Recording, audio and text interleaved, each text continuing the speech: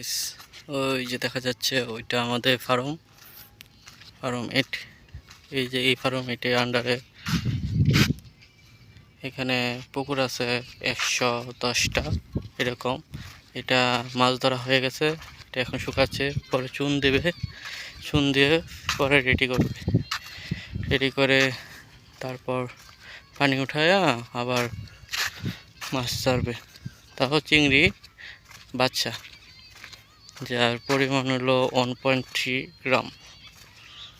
একটা চিংড়ি ওজন থাকবো 0.6 গ্রাম।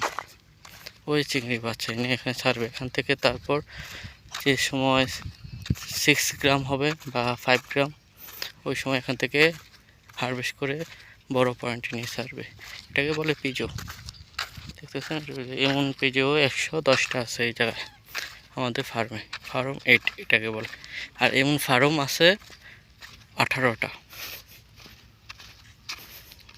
তো এখানেই শেষ। নেক্সট ভিডিও নিয়ে আবার আসবো। Thank you.